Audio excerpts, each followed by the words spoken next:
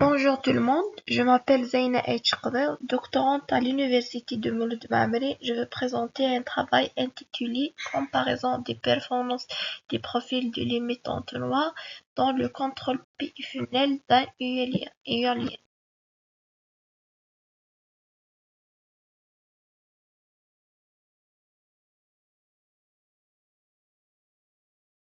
Voici le plan de présentation. On va commencer par une introduction, présentation générale du contexte, puis la modélisation d'éoliennes, description mathématique des systèmes éoliens utilisés, des équations dynamiques, ensuite présentation de la méthode de Fresnel, contrôle ainsi des objectifs, puis résultats des simulations.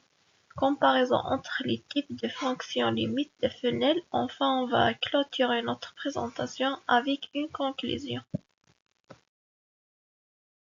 Dans cette présentation, je vais présenter ma contribution à l'amélioration du contrôle des systèmes éoliens autonomes à travers une commande intelligente basée sur le funnel control, qui est un dispositif de commande adaptatif simple à gain élevé.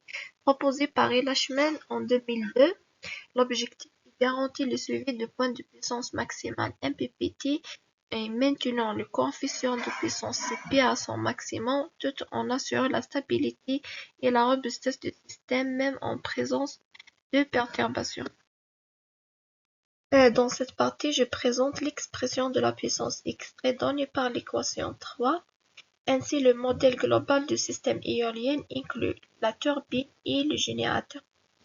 Ce modèle est essentiel pour concevoir et tester la stratégie de commande. Comme vous voyez, le modèle est donné par l'équation 4.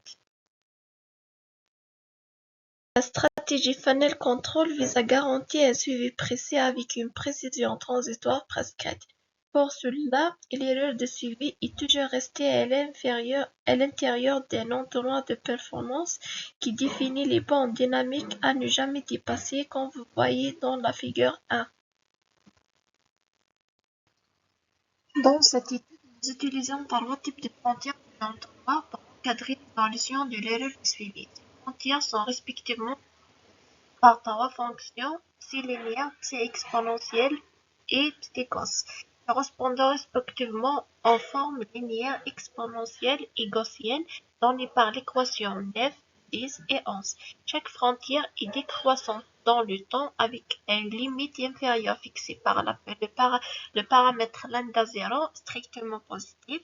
Le paramètre lambda 0 définit la valeur initiale et on a toujours lambda 0 supérieur ou égal à lambda l'infini. Tous ces profils ont pour objectif de contraindre dynamiquement l'erreur de suivi en garantissant une précision transitoire prescrite. Le choix de la frontière dépend de la dynamique du système à contrôler et des performances suivies. L'équation 12, 13, 14 montre la constante de temps de chaque limite. Les constantes de temps associées à chaque frontière de l'entonnoir sont déterminées en fonction du temps de montée suivie, noté Thérèse, et deux paramètres, lambda 0 et lambda l'infini, définissant la hauteur initiale et finale de la frontière. On introduit aussi un paramètre P à partir à l'intervalle 0, 1, qui fixe le pourcentage de réduction de la frontière de temps Thérèse.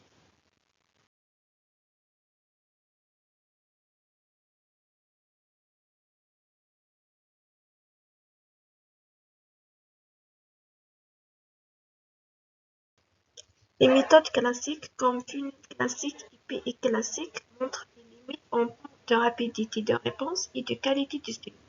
Donc, nous avons proposé d'étudier la commande PI funnel. Cette méthode combine les avantages du funnel control suivi avec erreur bornée avec la dynamique renforcée du correcteur PI. Elle permet d'agir plus efficacement sur la dynamique du système, surtout dans les phases transitoires. Ce contrôleur utilise ce gain non dynamique variable dans le temps, mais reste basé sur le concept de retour d'erreur proportionnelle simple. La relation entre la valeur absolue de l'erreur et psi est inversement proportionnelle au gain.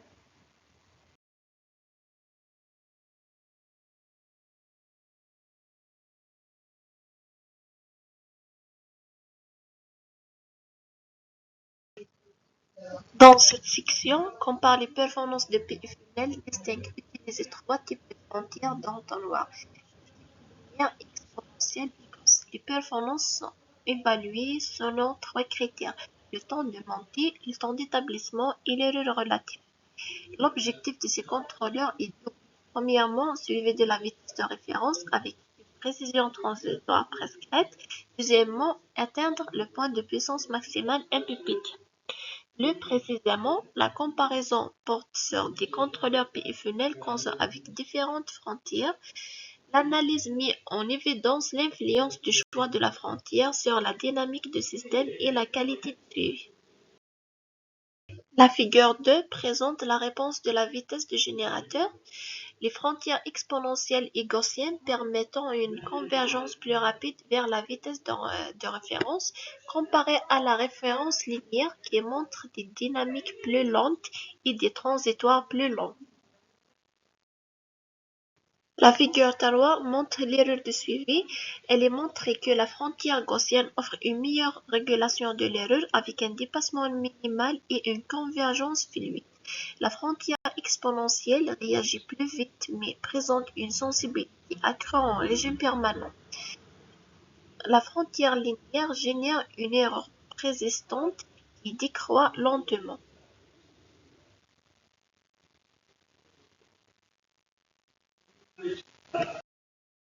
Et la figure 4 illustre l'évaluation du coefficient de puissance CP. Les frontières exponentielles et gaussiennes maintiennent CP proche du point de fonctionnement optimal et la frontière linéaire présente une déviation plus marquée. Le tableau suivant quantifie les performances selon quatre critères: le temps de montée, le temps de réponse, l'erreur relative et l'intégrale de l'erreur absolue. La frontière gaussienne offre le meilleur comprimé, la réponse rapide, l'erreur faible et IAE réduit à 34,29. La frontière exponentielle est la plus rapide mais avec une erreur permanente plus élevée. Enfin, la frontière linéaire est moins performante sur tous les critères avec un IAE élevé indiquant un effort de commande important.